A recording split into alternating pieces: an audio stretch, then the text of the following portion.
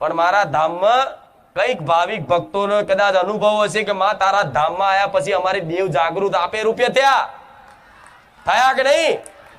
કોઈની ચામુંડા થઈ, કોઈની મહાકાળી થઈ, કોઈની મેલડી થઈ, કોઈની હરસિદ્ધિ થઈ, કોઈની શક્તિ થઈ, કોઈની ખોડિયાર થઈ.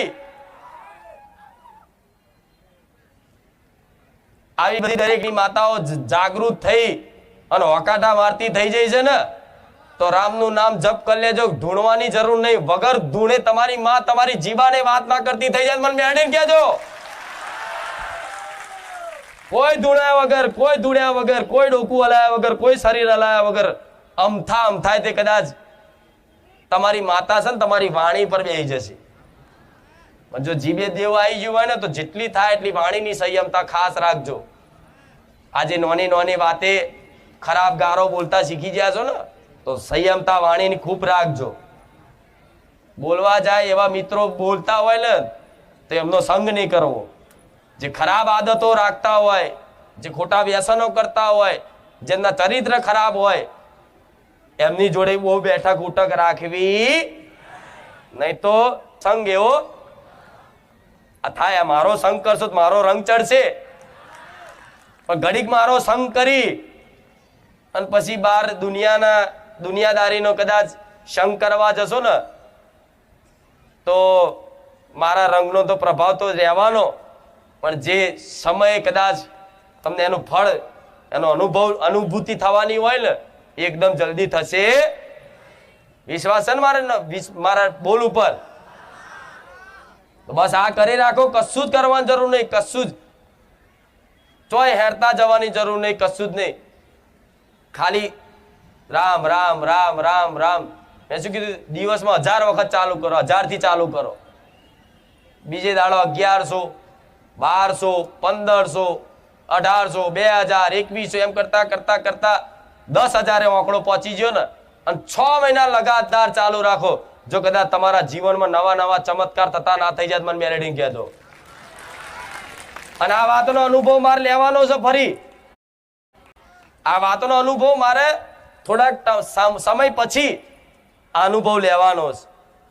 એટલે આ વાતનો વિશ્વાસ રાખી અને આ નામ જપ કરો.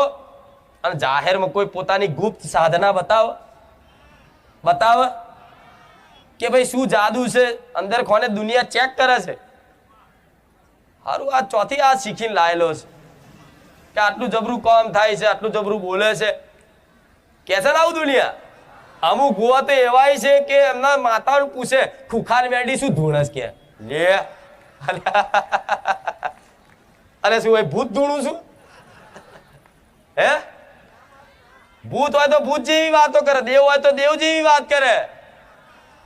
પણ મારા શબ્દોથી ક્યાંય આગુ પાછું તમને એવું લાગે છે કે કોઈ માડીના દીકરાએ કોઈ એવી તંત્ર મંત્ર સાધના કરી હોય, મંત્રોથી ઉત્પન્ન કરી હોય? હા, એક જ મંત્ર, રામ નામ. આ લાવી દો તમારા જીવનમાં અને ઉતાર લો, અમલ કરી લો. માતા કહીશ, મારે બોલવાની જરૂર નહીં પડે. વગર બોલે તમારા જીવનમાં અલૌકિક ચમત્કારો ના થાય. અલૌકિક એટલે જે તમે જ સમજી શકો, દુનિયા સમજી શકે. દુનિયા તો ખાલી દોરા ફાડી જોયા રાખશે કે હા શું છે અત્યારે મારા ધામમાં જોવો છે ને,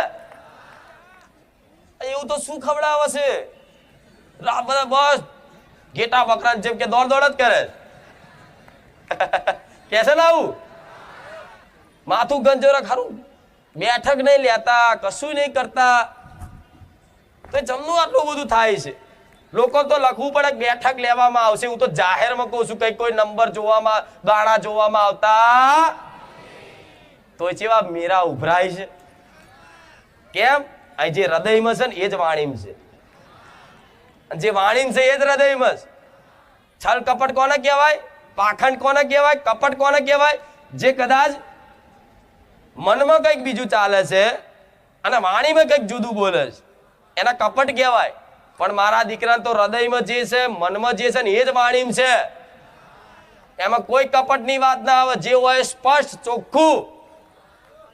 મારા દીકરાને એમ કે કાલ ભિખારી બની જા તો એ તૈયાર છે, એટલે કદાચ ગર્વથી કહું છું, કદાચ મારા ધોમમાં આવો ને તો વિશ્વાસ રાખજો, શંકા કરતા નહીં, હું રોમ મારી મેરડી માતા બેઠી છું. આ એનો પ્રભાવ છે, સત્યતાનો પ્રભાવ છે. જો કદાચ આવું સત્યતા કદાચ પાલન રાખે ને જે ભુવા, તેમના તોય આવા મેરા થાય.